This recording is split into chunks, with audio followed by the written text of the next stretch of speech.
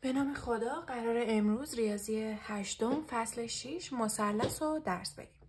حالا چرا اسم فصلش شده مثلث؟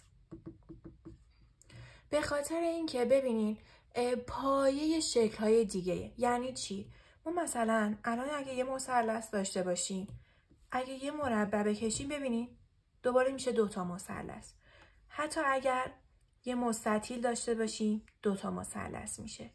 5 ضلعی داشته باشیم میتونیم به 3 مثلث تقسیمش کنیم. برای همینی که میگیم پایه کارمونه.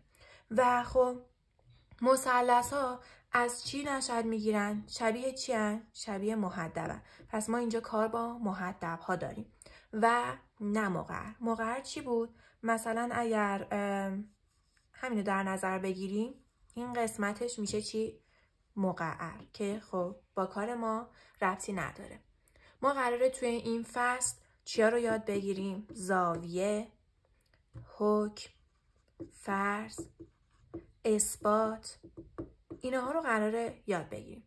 و خب اولین چیزی هم که قراره توی این فصل بخونیم و اینجا ننوشتم رابطه فیثاغورسه. رابطه فیثاغورس میگه که اگر بخوایم اول فرمولش رو بهتون بگم، A2 مساوی B2 به اضافه C2. خب حالا این یعنی چی؟ فکر کنیم ما الان یه مثلث داریم که این مثلث حتما توی رابطه فیثاغورس باید چی باشه؟ قائم و زاویه باشه. پس ما فهمیدیم یک باید حتما چی باشه این مثلث؟ قائم و زاویه باشه.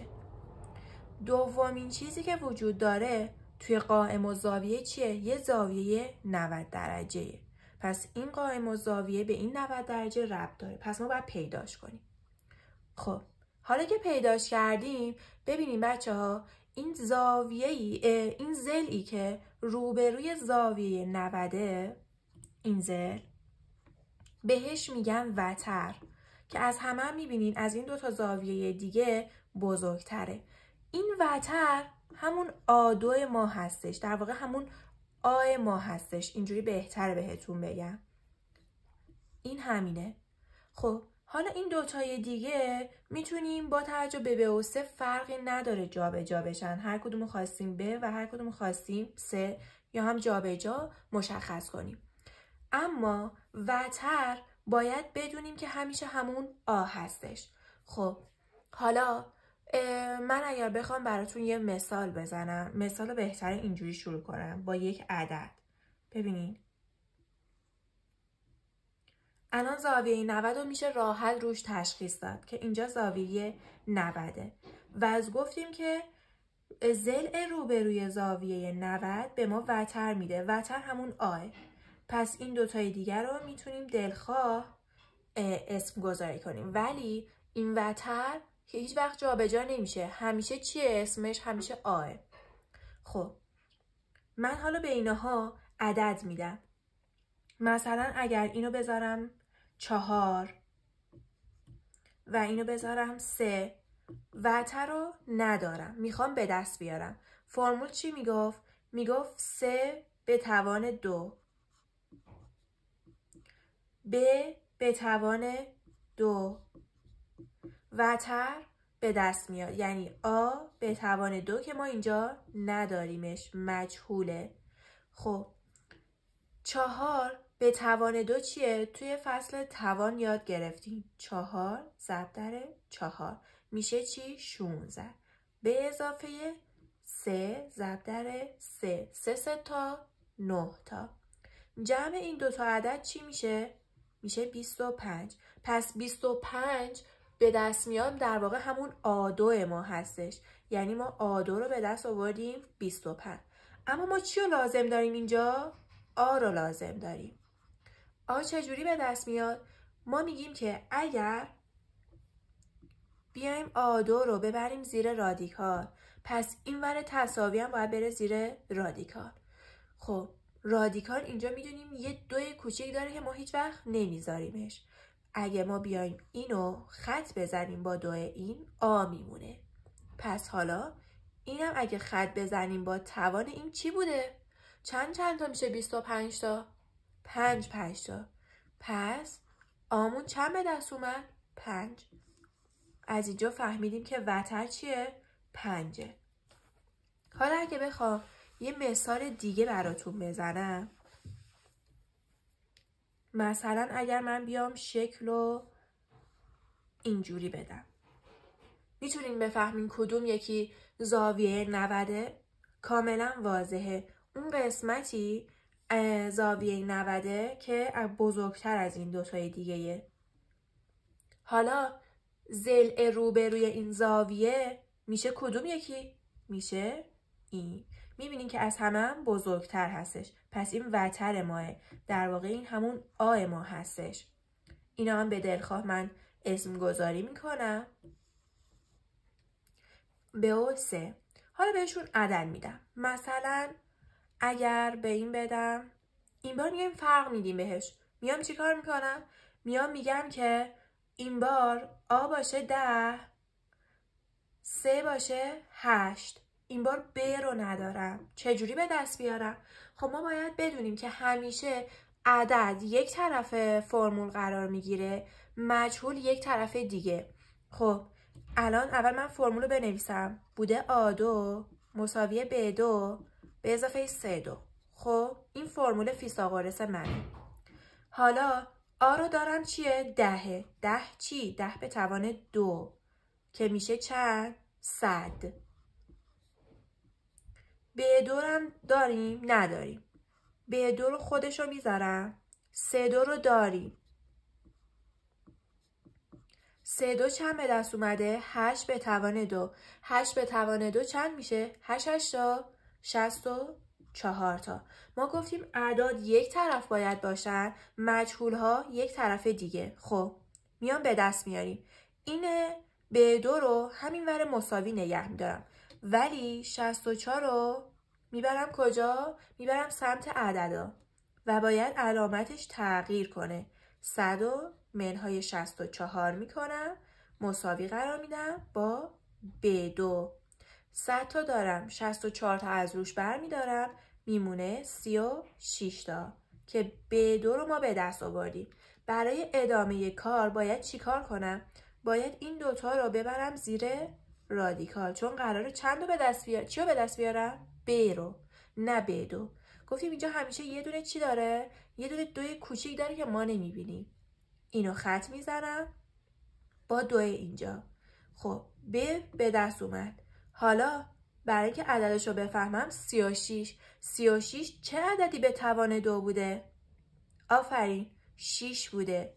پس 6 به توان 2 بوده. پس ما از اینجا نتیجه میگیریم که ب مساوی 6 هستش. جواب به راحتی به دست اومد. حالا من میام بهتون همینجا یه چیز دیگه بهتون بگم. شما نمیتونین هیچ وقت توان 2 رو نادیده بگیرین. چرا؟ چون اگه من اینجا آ رو بذارم 10، 3 رم که دارم 8، ب رو ندارم، 8 تا بیارم اینور 10 تا دارم، 8 تا از روش بر میدارم، به دست بیاد که میشه 2. میبینی جواب کاملا متفاوته. پس هیچ وقت این کارو نکنی. حتما با توان 2 به دست بیارین تا جوابتون درست به دست بیاد. خب امیدوارم که تا اینجای کار همه رو کامل یاد گرفته باشین. اصلا هدف ما اینه که بتونیم جای آ رو درست تشخیص بدیم و توان 2 رو حتما بذاریم. خب پس ما الان اگه شکلمون اینجوری باشه میتونیم راحت تشخیص بدیم که کدوم سمت آ هستش. از کجا فهمیدیم؟ فهمیدیم که اینجا زاویه 90، یه ضلعی داره روبروش که خیلی هم بزرگتر از اون دوتا ضلع دیگه. به این میگیم چی؟ وتر. پس ما آ رو تونستیم با این روش به دست بیاریم. حالا اگر من بخوام یه مثال دیگه براتون بزنم، میگم که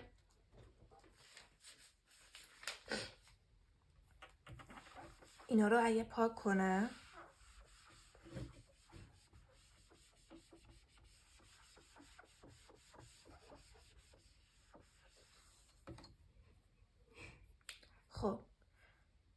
مثالم اینجوری باشه که داخلش 2 تا مثلا مثلث دارم.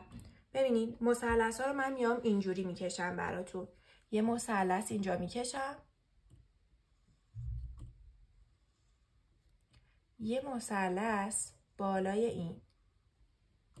خب ایناها زاویه ها و من ایناها رو عدد 1 میدم.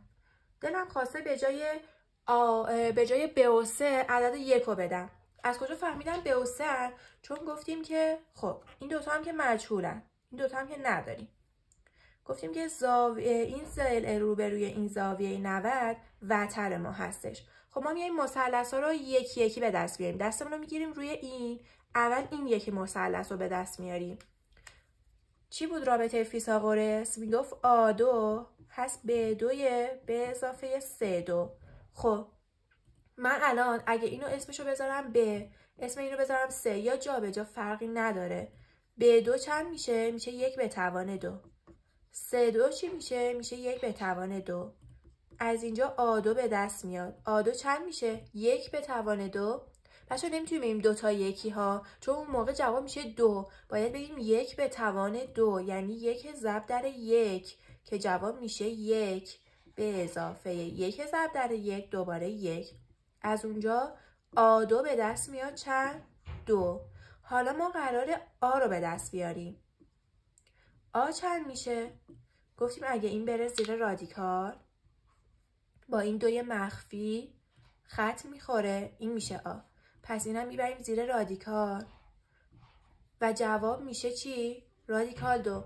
دیگه نیازی نیستش که اینو به حالت اعشاری برمیگرده. چرا؟ چون که تقریبا میشه 1 و 4 خورده ای که ما اصلا نیازی نداریم. همینجوری به دست بیاد درسته. حالا که به دست آوردیم، اینو به دست آوردیم چند؟ به دست آوردیم رادیکال 2. پس حالا باز دوباره اسم اینو تغییر میدم. این بار اینو دوباره میذارم C، این بار این B منه. میبینی؟ حالا میخوام این علامت سوال به دست بیارم. پس این علامت سوال من چیه؟ A هستش. خب من دارم دوباره فرمولو دارم. فرمولو برای خودتون انقدر بنویسین تا حفظ بشید. B2 1 به توان 2. C2 چیه؟ رادیکال 2 به توان 2. اصلا نترسین، من بهتون میگم چجوری به دست میاد. اینم که A2 که اینو قراره به دست بیاره. خب بچه ها ببینیم اگر ما 2 تا رادیکال داشته باشیم ضرب هم کنیم، رادیکال ها خط میخورن. ببینیم بچه ها، من اگه بخوام رادیکال 2 به توان 2 رو به دست بیارم، من چی گفتم اینجا؟ گفتم اینجا یه 2 پنهان داره. خب اینم که یه دونه 2 این بالا داره. پس من اینو با این خط میزنم. چی میمونه برام؟ یه 2 میمونه. یک هم که اینجا ضرب در خودش میکنم، یه دونه 1 میمونه.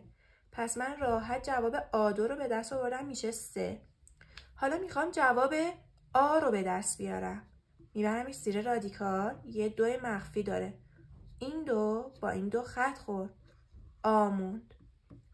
و این هم میبرم زیر رادیکال. اینجا دیگه هیچی نداره که خط بخوره. خودش رو میتونم بنویسم. دیگه نیازی نیستش که مثلا به اعشار در بیارم که میشه تقریبا 1 و 7 خورده، 1 ممیز 7 و فلان. اصلا نیازی نیست. تا همین جای کار کافیه. بعد اگر من بخوام این شکل رو ادامه بدم، ببینین یه همچین شکلی میشه که خود کتاب اون قسمت اگر ببینین براتون کامل کشیده، یه حالت حلزون مانند اینجوری به دست میاد. این شکل میبینی؟ اینجوری میشه که خب خودش هم یه شکل هنری قشنگ و خیلی زیباست. حالا پس ما چیزایی که اینجا برامون مهم بود و خوندیم چیا بودن؟ کی میتونه بگه؟